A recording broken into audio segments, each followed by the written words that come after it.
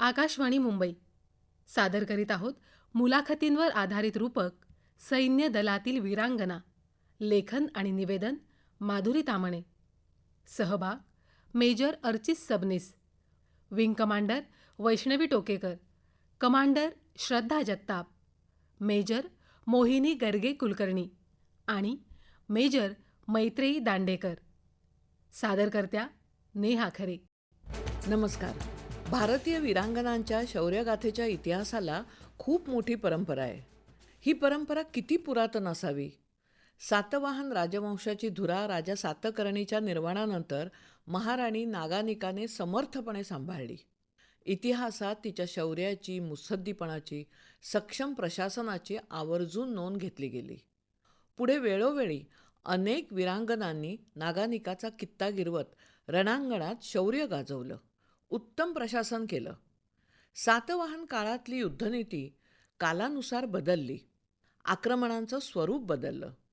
मात्र युद्धभूमीवरील स्त्रीशक्तीचं शौर्य आणि विजिगीषू वृत्ती मात्र आजही त्याच तेजाने तळपत आहे. भारतीय सैन्य दलातील अनेक लष्करी अधिकारी स्त्रिया आजही याची साक्ष देत आहेत. अगदी अलीकडे पार पडलेल्या ऑपरेशन सिंदूरचंच उदाहरण घेऊया ना. ऑपरेशन सिंदूर दरम्यान भारताच्या परराष्ट्र मंत्रालयाच्या पत्रकार परिषदेत संरक्षण दलाच्या कडक गणवेशातील 2 महिला अधिकाऱ्यांनी अवघ्या जगाचं लक्ष वेधलं. सिग्नल कोअरच्या कर्नल सोफिया कुरेशी आणि वायुदलाच्या विंग कमांडर व्योमिका सिंह. आपल्या प्रभावी निवेदनातून त्यांनी तत्कालीन परिस्थिती आणि उपाययोजना भारतीय जनतेसमोर अगदी नेमकेपणाने मांडली. या 2 बहाद्दर लष्करी अधिकारी स्त्रियांमुळे जनमानसात त्यांच्याविषयी कुतूहल जागृत झालं. पुरुष लष्करी अधिकाऱ्यांप्रमाणे यांचंही प्रशिक्षण खडतरच असतं का? ते त्यांना खरोखर झेपतं का? त्यांची ही संवेदनशील सीमावर्ती भागात नेमणूक केली जाते का? एक ना अनेक प्रश्न. आज या आणि अशाच प्रश्नांची उत्तरं शोधण्यासाठी आपण सैन्य दलातल्या काही निवृत्त महिला लष्करी अधिकाऱ्यांशी बोलणार आहोत आणि जाणून घेणार आहोत लष्करी गणवेशातल्या या पोलादी स्त्रियांचं मनोगत.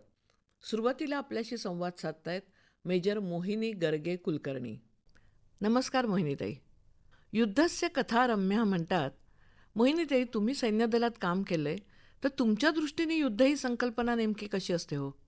आजच्या काळामध्ये सुद्धा युद्ध ही संकल्पना तशीच आहे, फक्त त्याचं स्वरूप बदललंय असं मी म्हणेन.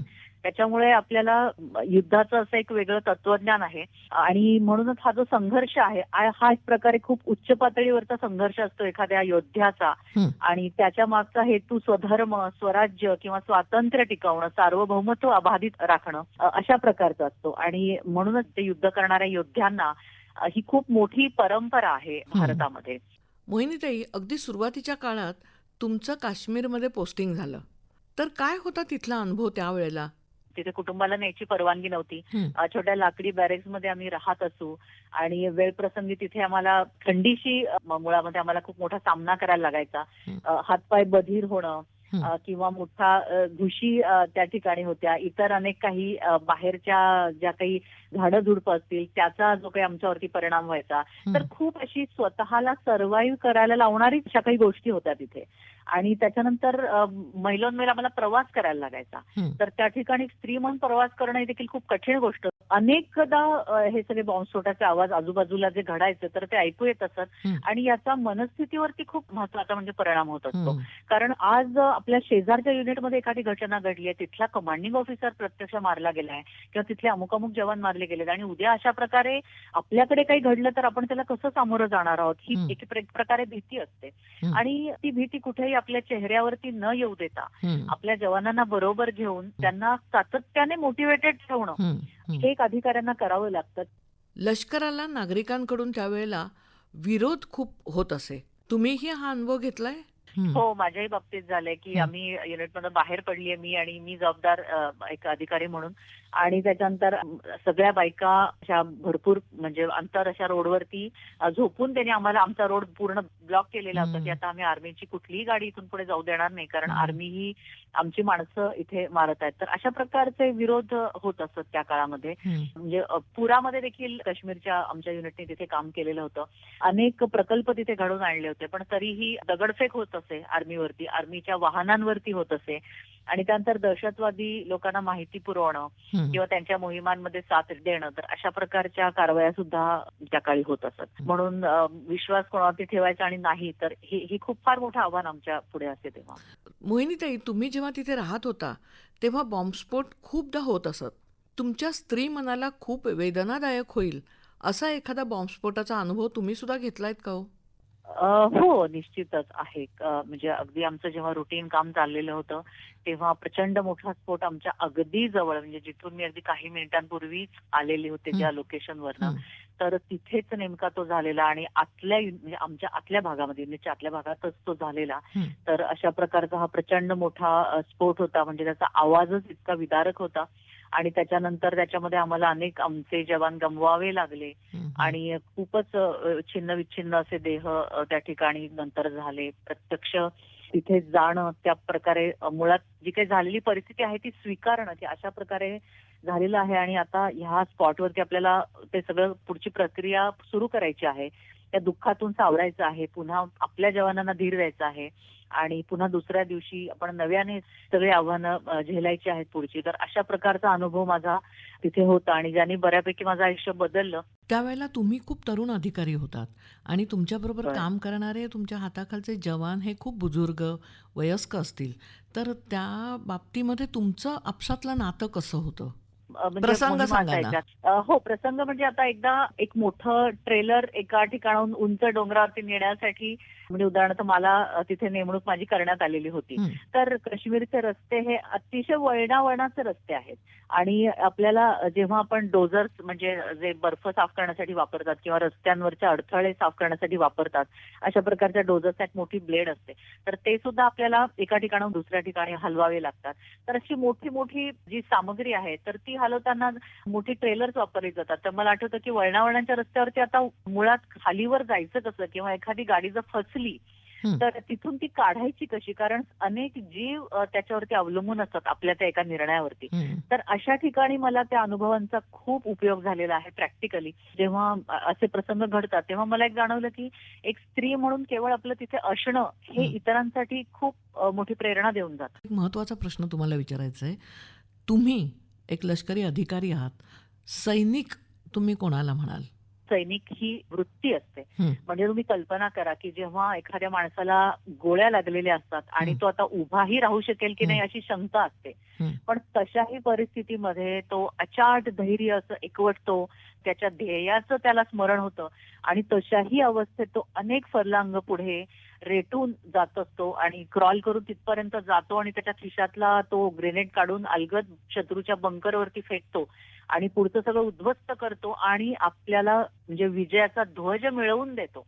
म्हणजे त्याला गोळ्या लागेपर्यंत तो कदाचित माणूस असावा, पण तो तिथून पुढे जर रांगत जातो आणि पुढची कामगिरी करतो तर तिथे त्याची सैनिकी वृत्ती ही दिसून येते. तर अशा प्रकारे हा वर्दीमधला जवान जो आहे, ज्याच्यातलं धैर्य कधीही संपत नाही, जो कुठल्याही आव्हानांमुळे डगमगत नाही, कधीही माघार घेत नाही, आहे त्या परिस्थितीला स्वीकारतो आणि नुसतं स्वीकारत नाही तर तो जिंदादिल होऊन स्वीकारतो. असा जो योद्धा आहे, सैनिक आहे, त्याच्याविषयी नागरिकांच्या नेमक्या कोणत्या भावना असतात? अनेकदा आर्मीच्या ऑफिसर्सना किंवा सगळ्यांनाच म्हणजे आर्म फोर्सेस मधल्यांना एक खूप मोठं वाक्य ऐकायला मिळतं की सिव्हिल जगाकडून की आम्हाला तुमचा खूप अभिमान वाटतो, आम्हाला आमचं तुमच्यावरती खूप प्रेम आहे आणि आम्हाला तुमच्यासाठी खूप काही करण्याची इच्छा आहे. तर मला असं वाटतं की असं केवळ आपल्या शब्दांपुरतं आपण मर्यादित न राहता तर तो जो अभिमान असतो तो योग्य स्वरूपात व्यक्त करायचा शिकलो.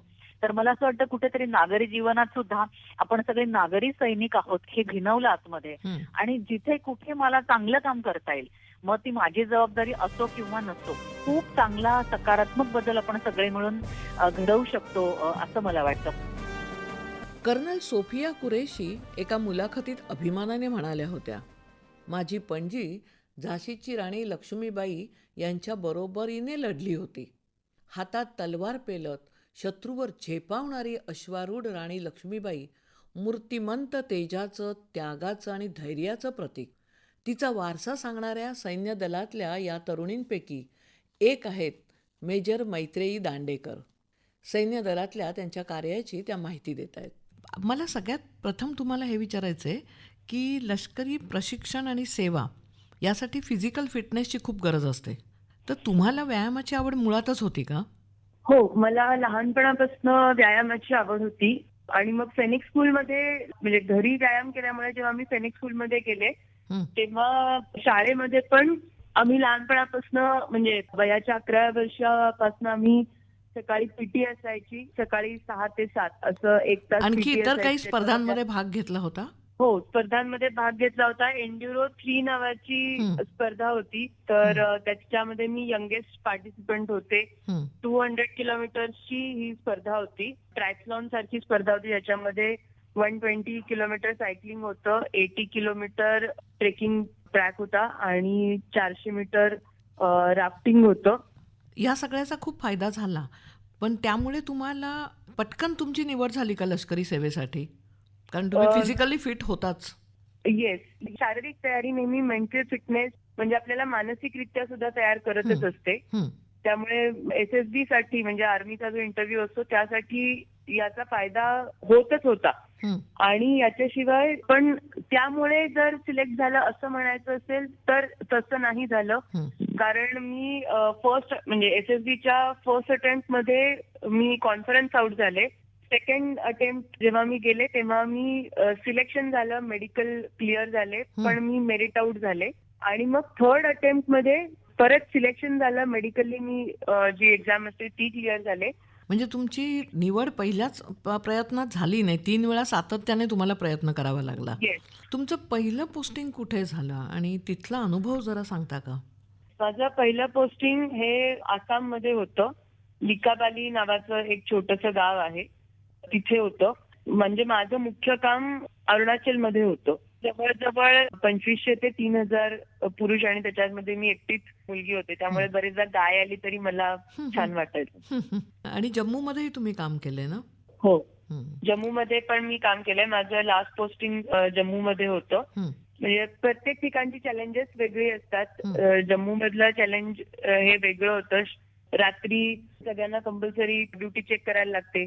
किंवा काही वेळा असंही असतं की आमचे ऑफिसर्स रात्री ऑफिस सुरू होतं म्हणजे रात्री 12 ते सकाळी 9 असं ऑफिस आवर्स असायचे. तुम्हाला स्त्री म्हणून स्वतःला सिद्ध करावं लागलं, असं झालंय का तुमच्या बाबतीमध्ये? आणि तो प्रसंग काय होता? स्त्री म्हणून सिद्ध करावं लागलं. येस, मी लिकाबालीमध्ये म्हणजे अरुणाचलमध्ये पोस्टेड होते. तर तिथे बरेचदा एअर मेंटेन पोस्ट असतात. रस्ता नसतो तिथे किंवा ॲनिमल जाईल असंही जागा नसते. तर तिथे डायरेक्ट हेलिकॉप्टरनी सामान ड्रॉप होतं. तर तिथे जाण्यासाठी एक म्हणजे अक्षरशः पायवाटेपेक्षाही छोटा रस्ता होता, जंगलातली वाट होती. आणि म्हणजे शिडी म्हणून बॅम्बूची जी झाडं असतात त्याच्यात मध्ये खाचा पाडून त्याच्यात पाय ठेवून वर जायचं, अशा ठिकाणी होतं. तर तिथे असं म्हणणं पडलं की नाही तुम्ही तर हेडक्वार्टरमध्ये बसून काम करता. तर मी म्हणलं सर तुम्ही मला फक्त एक चान्स द्या, तुम्ही म्हणाल तिथे मी जायला तयार आहे. तर तिथे 2 दिवसाचा ट्रेक करून आम्ही गेलो. कसा होता तो ट्रेक? खूपच कमाल होता. म्हणजे मी म्हणलं तसं जंगलातली वाट आहे. सुबानसरी नावाची नदी तिथे वाहते आणि त्याच्यावर वेतापासून बनवलेले ब्रिज असतात. म्हणजे तुम्ही पाय ठेवलात तर ते एकदम पाळण्यात बसल्यासारखंच वाटतं. पूर्ण हलतो तो ब्रिज आणि खालून ती सुबानसरी धोधो वाहत असते. तर हा 2 दिवसाचा ट्रेक होता. म्हणजे आज सकाळी आम्ही सुरुवात केली आणि उद्या दुपारी आम्ही तिथे पोहोचलो. रात्रीचं काय? येस, रात्री आम्ही तिथे मध्ये एक जागा होती जिथे मिट्ट काळोख म्हणजे तिथे ऍब्सोल्युटली काही नाहीये. तिथे एक छोटीशी झोपडी होती आणि त्याला म्हणजे अशा ठिकाणांना हाफ लिंक म्हणतात. म्हणजे तिथे एक टीम राहते 5 ते 6 माणसांची आणि ए ठिकाणापासून बी ठिकाणापर्यंत असं जर जायचं असेल तर ही जी बी ठिकाणची माणसं असतात ती तुम्हाला ए ठिकाणून घ्यायला येतात, बी ठिकाणापर्यंत नेतात आणि बी पासून पुढे सी पर्यंत जायला मदत करतात. तर मग मी माझ्यासोबत अजून एक ऑफिसर होते, ते सुद्धा रेकी करण्यासाठी आले होते. तर परत म्हणजे मी एकटी मुलगी आणि आम्ही सगळेजण तिथे आम्ही चुलीवर जेवण केलं सगळ्यांनी आणि आम्ही राहिलो सगळे. तुम्ही विवाह केला त्या दरम्यान बरं. नंतर तुम्हाला मुलगी झाली. मुलीमुळे तुम्हाला काही बंधनं सोसावी लागली का? माझ्या प्रत्येक पोस्टिंग मध्ये ती सोबत होती हं, आणि बंधनं अशी नव्हती, पण येस म्हणजे आमच्या इथे मी गँगटॉकला पोस्टेड होते, तर तेव्हा नाईट कॉन्व्हॉय ची प्रॅक्टिस करायची होती. म्हणजे जवळजवळ 20 गाड्या गँगटॉक पासून पुढे थेगू पर्यंत रात्री न्यायच्या होत्या आणि तो रस्ता अतिशय कठीण आहे. तर तेव्हा माझ्या कमांडिंग ऑफिसरनी विचारलं की तू जाऊ शकशील का? तर मी म्हणलं सर मी नक्की जाईन. तर ते म्हणले नाही पण मग मुलगी आहे, मग तू कसं करशील? हं, ते म्हणलं सर तिथे पण मुलं जन्माला येतातच, तुम्ही फक्त मला एवढं अलाउ करा की मला माझ्या मुलीला घेऊन जाऊ दे. हं, तर म्हणजे ते थँक्स टू हिम की त्यांनी मला अलाउ केलं हं. आणि मी तिला सोबत घेऊन आम्ही 3 वेळा ती प्रॅक्टिस केली. वाह! तुम्हाला प्रत्येक वेळेला असे वरिष्ठच भेटले का, की जे तुम्हाला वेगळ्या सवलती काही देत होते?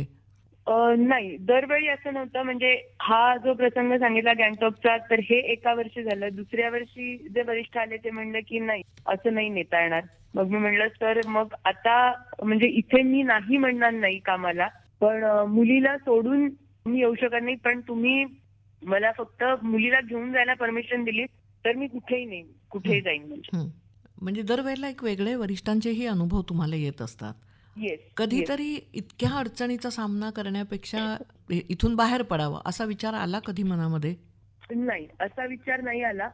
कारण की ही चॅलेंजेस मला आवडत होती आणि मी म्हणलं तसं दोन्ही प्रकारचे एक्सपिरियन्स येतात. त्यामुळे मला चांगला एक्सपिरियन्सही होतात. जे लोक सपोर्ट करतात अशांचा एक्सपिरियन्सही होतात. त्यामुळे मला माहिती होतं की एखादा एक्सपिरियन्स असा निगेटिव्हही येऊ शकतो. स्वातंत्र्यासाठी सर्वस्वाची आहुती देणारे धाडसी वीर नेताजी सुभाषचंद्र बोस यांनी त्या काळात एक खूप मोठं धाडसी स्वप्न पाहिलं आणि ते सत्यातही उतरवलं.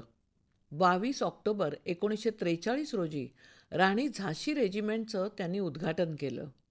कॅप्टन लक्ष्मी यांच्या नेतृत्वात स्त्रियांची मोठी लष्करी फौज उभारण्याचं क्रांतिकारी पाऊल नेताजींनी उचललं.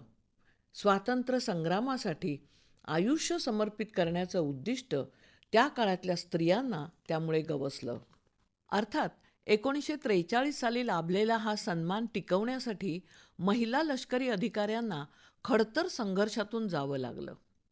सुरुवातीला कनिष्ठ पातळीवरील नियुक्ती स्वीकारावी लागली.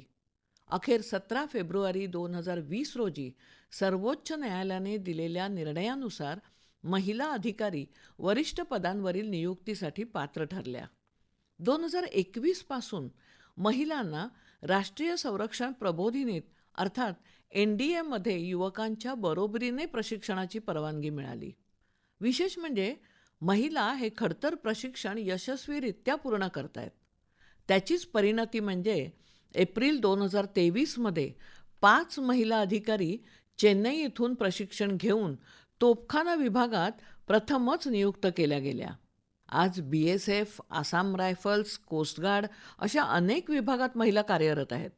भारतीय सैन्य दलातला अत्यंत महत्त्वाचा विभाग वायुदल. या वायुदलातल्या कामाविषयी आपल्याला सांगतायत विंग कमांडर वैष्णवी टोकेकर. नमस्कार वैष्णवी. नमस्कार. वैष्णवीजी, तुमच्या कामाचं नेमकं स्वरूप काय होतं?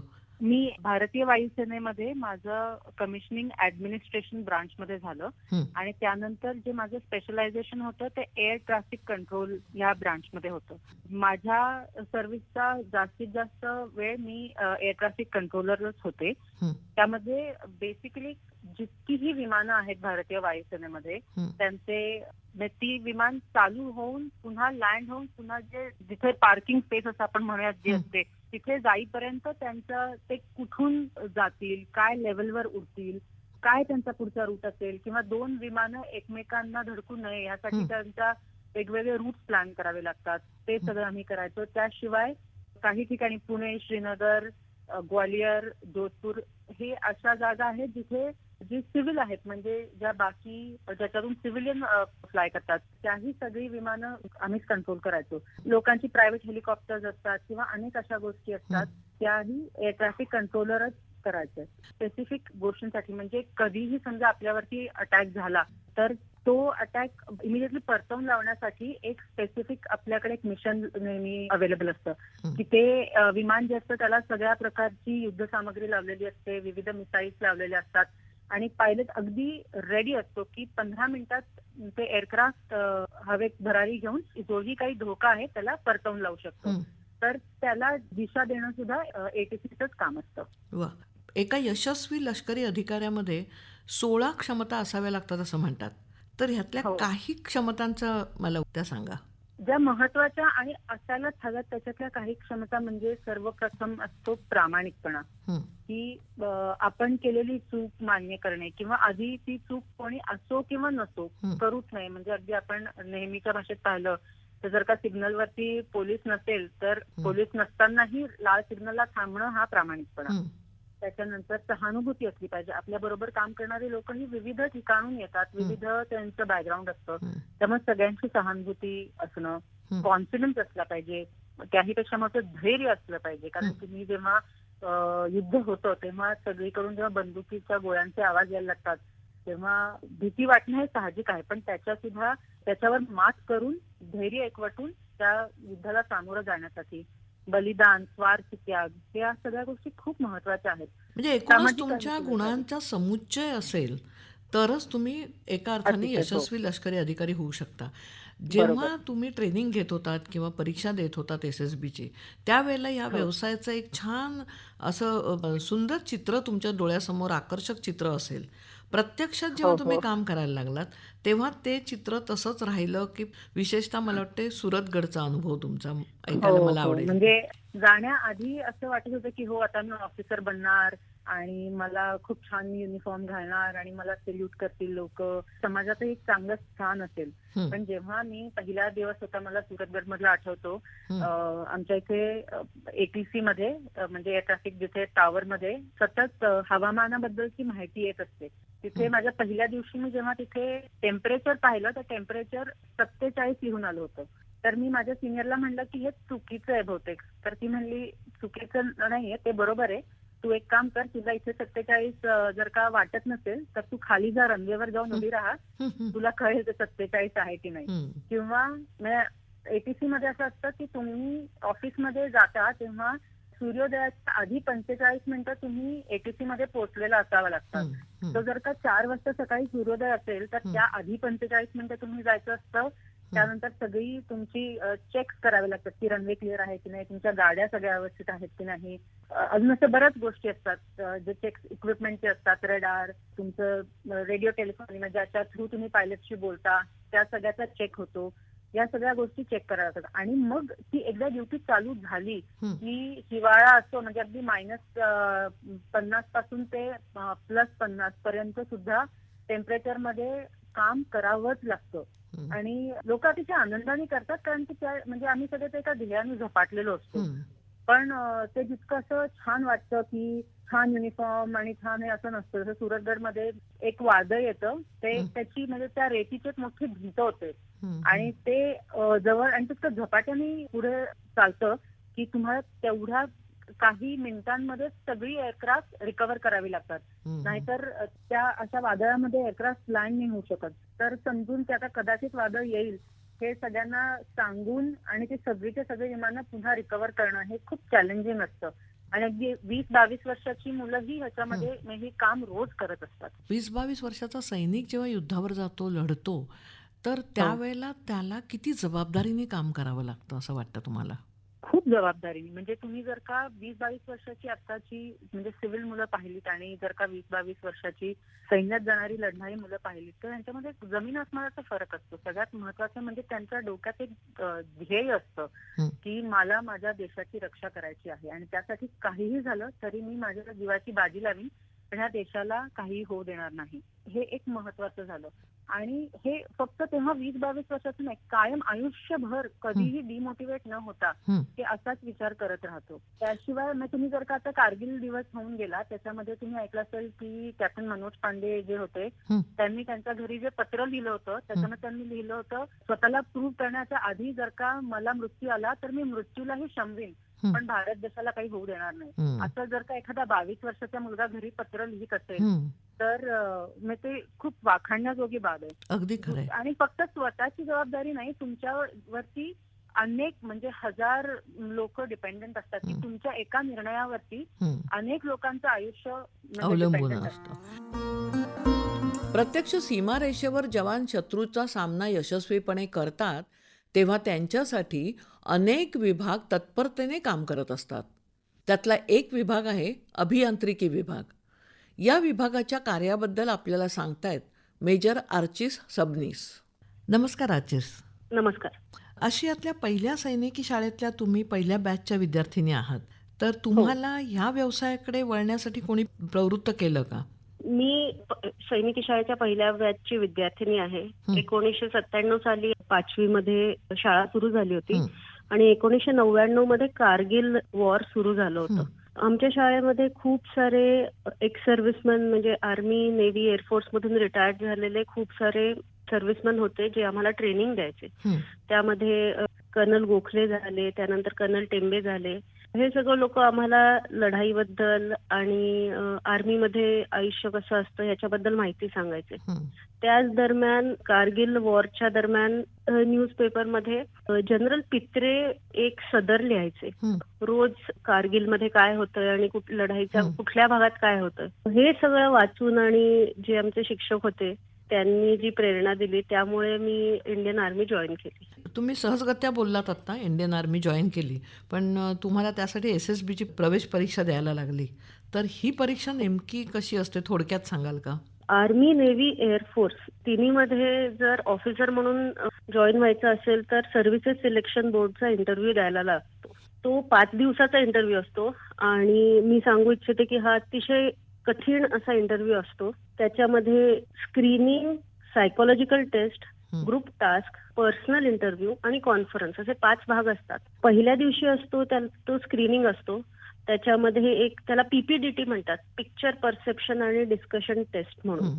तर त्याच्यामध्ये असं असतं की 30 सेकंद तुम्हाला एक पिक्चर दाखवला जातो, एक स्लाइड दाखवली जाते आणि त्याच्यावर तुम्ही 70 शब्दांमध्ये एक कथा लिहायची असते आणि त्यानंतर ही जी स्टोरी तुम्ही लिहिलेली असते त्याच्यावर तुमचा ग्रुप डिस्कशन करतो आणि एक कॉमन स्टोरी बनवतो.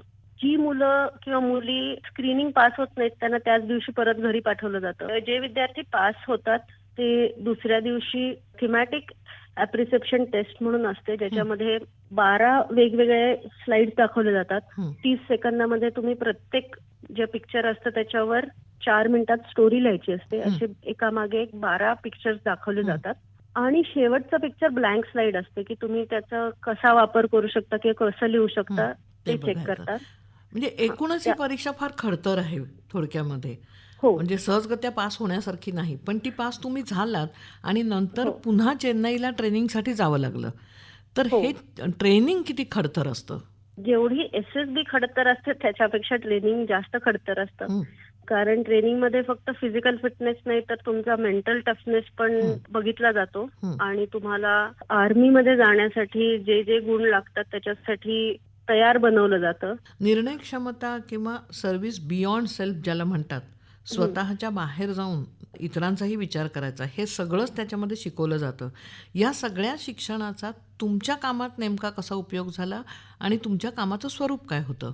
मी कोर ऑफ इंजिनियर्स मध्ये कमिशन झाले. कोर ऑफ इंजिनियर्स मध्ये मद्रास सॅपर्स मध्ये मी 11 वर्ष सर्व्हिस केली. कोर ऑफ इंजिनियर्सचं काम असं असतं ज्यामध्ये पायदळ किंवा आर्मीला किंवा रणगाड्यांसाठी पुढे जाण्यासाठी रस्ते बांधणं, पूल बांधणं किंवा शत्रूला रोखण्यासाठी भूसुरुंग लावणं किंवा पूल किंवा वेगवेगळ्या शेल्टर्स हे स्फोटकं लावून तोडणं किंवा त्याच्याशिवाय सुद्धा पाणी पुरवठा, वीज पुरवठा, शेल्टर्स बांधणं. म्हणजे अगदी आता उत्तर काशीजवळ झालेल्या लँडस्लाइड मध्ये आपत्ती व्यवस्थापनाचं काम पण कोर ऑफ इंजिनियर्स करतं. मेकॅनिकल इंजिनियर असल्यामुळे याचा खूप उपयोग मला कोर ऑफ इंजिनियर्सच्या टेक्निकल कामांमध्ये खूप झाला. जसं की मी लेह जवळ कारूम नावाचं एक गाव आहे जिथे मी पोस्टेड होते 2.5 वर्ष. तिथे पाणी पुरवठा आणि वीज पुरवठा करायचं काम माझ्याकडे होतं. पण कारू सारख्या ठिकाणी 6 महिने नळातून पाणीच येत नाही कारण टेम्परेचर हे जे आहे ते -35°C पर्यंत जातं. किंवा तिथे नॅशनल ग्रिड इलेक्ट्रिसिटीच नाही. सगळं जे काही आमचं काम होतं त्यावेळेस ते जनरेटर्सवर चालायचं. हे सगळं बघायचं काम माझ्याकडे होतं आणि तो खूप एक कठीण काळ होता येईल असं म्हणता येईल. ह्या कठीण काळामध्ये तुमचा जो कठीण काळ वैयक्तिक स्त्री म्हणून असतो, मासिक पाळीचा पिरियड असतो किंवा अनेक पुरुष जवानांबरोबर एकटीने राहण्याचा तो अनुभव घ्यावा लागतो, तर हे सगळे अनुभव कसे होते?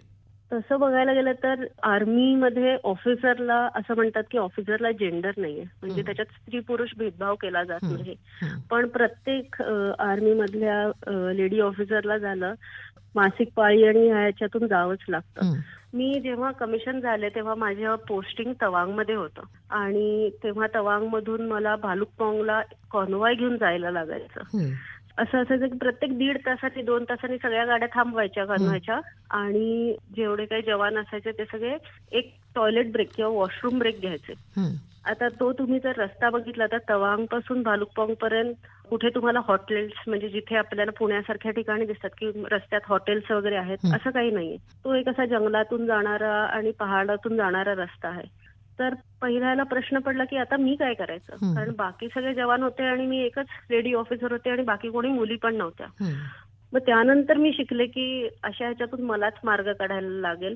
सो मी माझ्या बरोबर आपला बाथरूमचा टेंट घेऊन जायचे. माझ्या गाडीच्या ड्रायव्हरला माहिती असायचं तो जिथे कॉन्वॉय थांबेल त्याच्या थोडं पुढे जाऊन थांबवायचा. तिथे मी टेंट पिच करायचे आणि त्याला पुन्हा घेऊन जायचे. सो डिफिकल्ट असं काही नाही, म्हणजे प्रत्येक ह्याच्यातून आपल्याला मार्ग काढत जायला लागतं.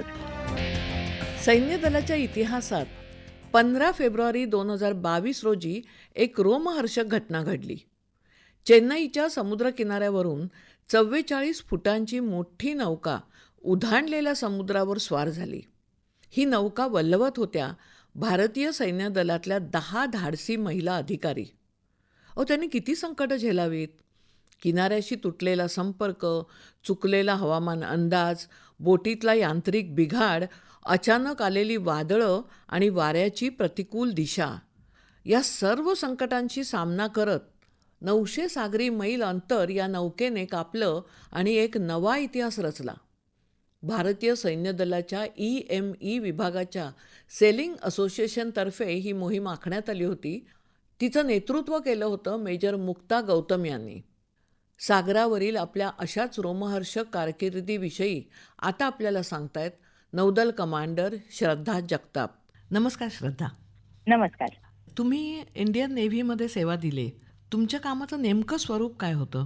इंडियन नेव्हीची सगळ्यात मोठी जी जबाबदारी असते ती सागरी हद्दीचं संरक्षण करणं. तर त्यात फक्त जहाजच मर्यादित नसतात, तर त्याच्यात विमानही असतात.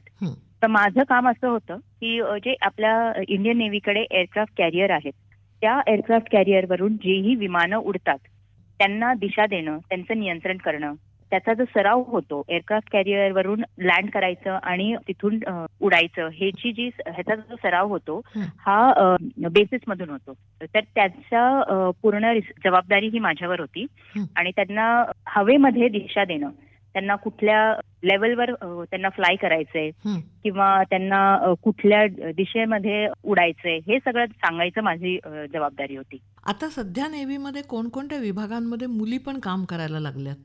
आता सध्या सबमरीन्स आणि मार्कोज म्हणजे आपण मरीन कमांडोज ज्यांना म्हणतो, ह्या 2 विभाग सोडले तर बाकी सगळ्यामध्ये जसं मी म्हणते लॉजिस्टिक्स, मेडिकल, मेट्रोलॉजी, ATC आणि आता तर फायटर पायलट्सही आहेत नेव्हीमध्ये ज्या की मुली आहेत. तर आता अशी कोणतीच ब्रांच नाही राहिली आहे की जिथे मुलींना प्रवेश नाहीये आणि NDA थ्रू ज्या मुली इंडियन नेव्हीमध्ये जात आहेत त्याही आता शिपवर जायला लागल्यात. तर आता सगळ्या ब्रांचेस मध्ये आणि सगळ्या विभागांमध्ये मुली खूप महत्वाची कामगिरी पार पाडतायत आणि खूप चांगलंही परफॉर्म करतायत सगळीकडे. या सगळ्याच मुलींना म्हणजे तुम्हालाही त्यावेळेला चॅलेंजेस असतीलच आणि आजही कोणते चॅलेंजेस असतात नेव्हीच्या कामात विशेषतः? फक्त महत्वाचं चॅलेंज असं असायचं की ज्या तुमचे इन्फ्रास्ट्रक्चरल जे बनलेलं आहे ते फार जास्तीत जास्त पुरुष प्रधान होतं. मी एक एक्सपिरियन्स शेअर करते तुमच्याबरोबर की जर आपल्या नेव्हीकडे एक रशियन विमान आहे त्याचं नाव ट्युप्लो 142 आहे. तर ते विमान 10 तास उडतं. एकदा टेक ऑफ झाल्यानंतर 10 तासानंतरच येऊन लँड करतं. हं. तेव्हा तिथे त्या विमानामध्ये कोणतीही टॉयलेट फॅसिलिटी अवेलेबल नाहीये. तर जेव्हा मुली त्या विभागात भरती व्हायला सुरू झाल्या, तेव्हा त्याच्यानंतर त्यांनी एअरक्राफ्टमध्ये मॉडिफिकेशन केले आणि तिथे असं एक मेकशिफ्ट म्हणजे असं एक टॉयलेट बनवलं हं. की ज्या मुली सैन्यात आहेत त्यांच्यासाठी उपयोगाचं येईल. म्हणजे की तुम्ही जर असा विचार केला तर जी आपली सैन्य दल आहे ते खूप सपोर्टिव्ह आहे ज्या आपल्या मुली जात आहेत सैन्यामध्ये हं. त्यांच्यासाठी. तुम्ही मासिक पाळीच्या काळामध्ये म्हणा किंवा तुमच्या मुलीचा जन्म पण सेवेत असतानाच झालाय, तर त्यावेळेला तुम्हाला काम करताना काही मर्यादा येत होत्या का? मर्यादा अशा नाही आहेत. माझे सहकारी आहेत ते खूप जास्त समजूतदार आहेत. सैन्य दल खूप चांगल्या मेडिकल फॅसिलिटीज पण प्रोव्हाइड करते. हं. हे म्हणल्यानंतर मला अजून एक गोष्ट अशी सांगायची इच्छा आहे की मी होते एटीसी या डिपार्टमेंटमध्ये. हं. तर एटीसी हे नेहमी खूप हाय म्हणजे खूप वरच्या ह्याच्यात असतं. तर तुम्हाला 3-4 मजले चढूनच जायला लागतं हं. जेव्हा तुम्ही एटीसी टॉवर मध्ये जायचंय. हं. हं. एक विशेष बाब अशी आहे की हं. कोणत्याही एटीसी मध्ये हं. लिफ्ट नसते. अरे बापरे. तर जे काही आहे ते तुम्हाला जिन्यानी चढूनच जायला लागतं. हं. तर मला आठवतंय मी 9व्या महिन्यापर्यंत पण हं. हे जिने चढून गेलेली आहे. आणि जर कोणाला काही असा हं. एटीसी मध्ये आमच्या नाईट शिफ्ट पण असतात तर हं. तुम्हाला रात्री पण 3 मजले चढून वर जायचंय, बसायचंय हं. आणि ते तुम्हाला ऍक्टिव्ह राहायला लागतं ड्युटीवर पण. तर हे सगळे चॅलेंजेस येतात. पण तुमची सहकारी समजूतदार असल्यामुळे आणि त्याच्यामुळे जर तुम्हाला काही अडचणी आल्या तर हं. लगेच हेल्प मिळते. तुमचे पती सुद्धा नौदलात आहेत ना? हो. हां. तर मग तुम्हाला एकत्र पोस्टिंग मिळतं का? आणि अशा एकत्र पोस्टिंगमुळे इतरांवर अन्याय होतो असं कधी झालंय का? एकत्र पोस्टिंग मिळते. म्हणजे नेव्ही नेहमीच म्हणजे असा हे असतो की सगळ्यांना ही एकत्र को लोकेशन आम्ही ज्याला म्हणतो त्याच्यासाठी रूल्स असतात. हं. एक प्रोसिजर सेट असते आणि ती सगळ्यांसाठी समान असते. तर जास्तीत जास्त प्रयत्न हा असतो की तुम्हाला एकत्र पोस्टिंग दिल्या जाव्यात. हं. पण आणि प्रोसिजर अशी असते की तुम्ही अप्लाय करा त्याच्यासाठी. हं. जेवढं पॉसिबल आहे तेवढं नेव्ही ट्राय करणार की तुम्हाला एकत्र पोस्टिंग दिलं जाईल. हं. पण ज्या वेळेस नाही पॉसिबल होत तुमचे ब्रांचेस पण दोघांचे असे असले पाहिजे की जे एका ठिकाणी जाऊ शकतात. तर जिथे एअर स्टेशन असतं नेव्हीचं जिथून एअरक्राफ्ट ऑपरेट करतात, जर एअर स्टेशनला एखादा म्हणजे माझं आणि माझ्या हजबंडचं दोघांचं पण फील्ड असं होतं ते पण नेव्हीच्या एका एअरक्राफ्टमध्ये फ्लाय करायचं. तर त्याच्यामुळे आमचं मोस्टली असं झालंय की त्यांचा आणि माझा विभाग असा होता की ज्यांचं दोन्ही एका ठिकाणी ऑपरेट करू शकतात. तर मग आम्हाला हा फायदा मिळाला आणि आम्हाला नेहमीच म्हणजे ती को लोकेशन मिळत गेली. पण असंही मी माझ्या नेव्हल सर्व्हिसमध्ये असंही बघितलंय की त्यांचे विभाग वेगवेगळे असतात आणि डिफिकल्ट होतं नेव्हीसाठी पण हे ट्राय करायला. पण एखादी पोस्टिंग तुम्हाला नाही मिळणार एकत्र, पण मॅक्सिमम तुम्हाला एकत्र पोस्टिंग देण्याचा नेहमीच प्रयत्न असतो. तुम्हाला एकूणच नौदलाविषयी काय सांगावंसं वाटेल? मला असं सगळ्यांना सांगायचंय की नौदल ही एक खूप नोबल करिअर आहे आणि ह्याच्यात तुम्हाला खूप देशसेवा करण्याची संधी मिळते. व्यक्तिमत्व विकासासाठी पण खूप साऱ्या संधी मिळतात. नेव्हीची एक टॅगलाईन आहे की ओशन ऑफ ऑपॉर्च्युनिटीज आपण ज्याला म्हणतो. जेवढ्या पाहिजेत तेवढ्या संधी उपलब्ध आहेत. अशाच एका सागरी मोहिमेची एक सदस्य होती मेजर प्रिया सेमवाल. दिवंगत शूर सैनिक पती अमित शर्मा यांचं स्वप्न पूर्ण करण्यासाठी या एका 7 वर्षाच्या मुलीच्या आईने खडतर प्रशिक्षण पूर्ण केलं आणि सैन्य दलात अधिकारपद मिळवलं. 2018 साली पश्चिम बंगाल इथल्या हल्दिया ते पोरबंदरपर्यंत नौकानयन अभियानासाठी मेजर प्रिया यांची निवड झाली. 45 दिवसात 3500 सागरी मैल अंतर पार करण्यात 50 जणांच्या चमूने यश मिळवलं आणि या यशस्वी मोहिमेची लिम्का बुक ऑफ वर्ल्ड रेकॉर्डमध्ये नोंद घेतली गेली. भारतीय सैन्य दलातल्या महिला अधिकाऱ्यांनी किती नेत्रदीपक कामगिरी केले. 2010 साली चेन्नई इथल्या ऑफिसर्स ट्रेनिंग अकॅडमीतल्या प्रशिक्षणात सर्वोत्कृष्ट कॅडेट म्हणून स्वॉर्ड ऑफ ऑनर मिळवणारी पहिली युवा अधिकारी आहे मेजर दिव्या अजित कुमार. 2010मध्ये काबूलमध्ये भारतीय दूतावासावर दहशतवादी हल्ला झाला. त्यावेळी अनेक नागरिक आणि सैनिकांचे प्राण वाचवले, कर्नल मिताली मधुमिता यांनी. त्यांना सेना मेडल पुरस्काराने सन्मानित करण्यात आलं. हजारो पोलादी सैनिक घडवणाऱ्या भारताच्या पहिल्या स्त्री कमांडो ट्रेनर आहेत सीमा राव. 1999 सालच्या कारगिल युद्धात प्रत्यक्ष युद्धभूमीवर जखमी जवानांसाठी हर एक प्रकारचं काम करणाऱ्या पहिल्या हेलिकॉप्टर फायटर पायलट गुंजन सक्सेना यांची अतुलनीय शौर्यगाथा कोण बरं विसरेल. दीर्घकाळ सैन्यात आणि नंतर आरोग्य विभागात प्रशासकीय सेवा देण्याचं उत्तुंग कार्य केलंय लेफ्टनंट जनरल माधुरी कानिटकर यांनी.